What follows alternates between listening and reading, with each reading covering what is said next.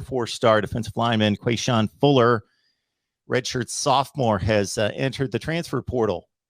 Yeah, Quashon Fuller is a player that really kind of had a hard time jumping up and grabbing a starting spot ever since arriving in Tallahassee. There was always some guys in front of him. You look back at last year and you see Keir Thomas and Jermaine Johnson come in.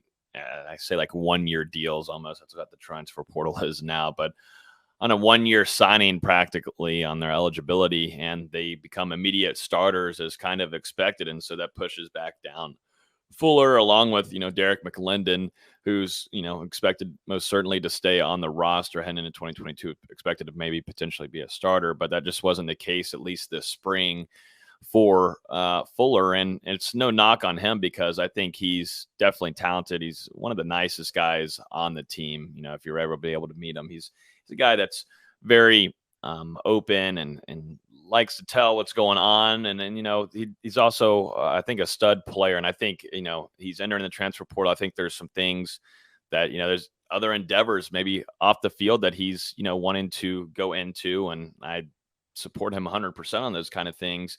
And so we'll see what ends up happening. I think with these exit interviews, some of these are really tough, and, I talked a little bit with Kobe Gross after, in the transfer portal and leaving now to go back to JUCO. And he told me, that was just a rough, situation for him because he wanted to be in Garnet and Gold and just things weren't working out. And this is something that Mike Norvell in the exit interviews, this is just a continuous kind of thing where you're trying to figure out going into 2022 and then maybe even 2023, how many scholarship spots are going to be open. But for Fuller's case in particular, this was just and a part of playing time. And I think he saw, Jared Verse come in and become probably your starter on the opposite side of Derek McLendon. And so he's back once again in that same situation of not potentially being a starter. And I do think he has starter capabilities at other programs. I just don't think that would be the case here in Tallahassee.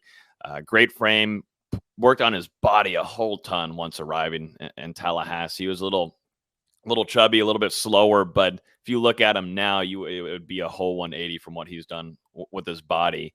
And it was definitely impressive. So just a little bit of getting, guys getting ahead of him on the depth chart. And I think that caused a problem for him. And, maybe some conversations happened with the defensive staff along with Mike Norvell and decided to part ways and enter the transfer portal. But I think if he does indeed want to go still on the football route, he's going to find a really great opportunity somewhere and have a potential to start because, it's definitely if people are wondering, is this a major loss for Florida State and such? This is definitely it's a significant loss off of the depth factor, most certainly, because this is a guy that can come in.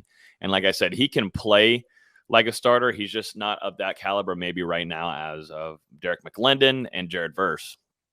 And that's what stinks because you could throw in a third guy like Fuller and you don't see much drop off in production because he's got that experience. Like I said, worked on his body. He's got the speed, but it's just a tough situation. So is it a major loss for Florida State and just a nasty blow to the defense? Not necessarily, but for depth, in my opinion, absolutely. Yeah.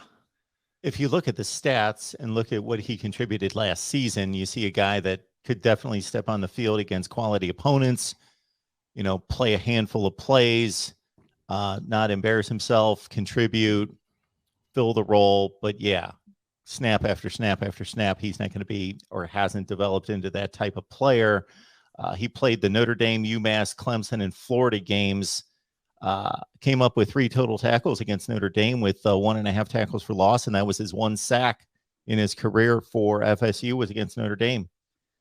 Again, played against UMass, Clemson, and Florida. Last game against Florida had 3 assisted tackles in that game, had a tackle for loss in the Clemson game. So he came in and made a couple plays behind the line of scrimmage. So, again, not a guy that's out there for 20 or 25, 30 plays a game in the rotation, but could step in and fill a gap when needed. So, yeah, from a depth standpoint. And when you mentioned earlier, definitely a talented guy, the evaluation coming out of high school is pretty stellar. 14th rated strong side defensive end in the country. 28th rated player in the state of Florida. I was looking at numbers just the other day on talent depth in Florida.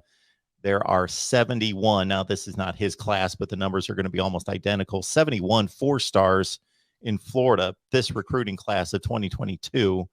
So he was 28th rated in his class of 19 and a top 200 player in the nation. So somebody's going to be glad to have him on the roster, and probably, depending on what level he shoots for, probably competing for a starting spot.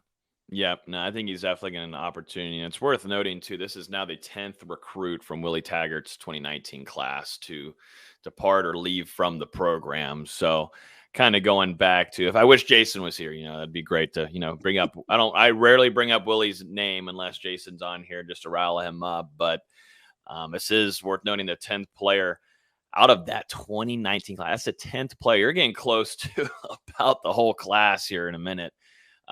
With the numbers, but that just goes to show. And this is not I shouldn't even bring that up really, but this is not I don't want to say a Willie Taggart player. This is, like we've been talking about, this is a talented guy that is going to be missed in the depth part of Florida State's defense. And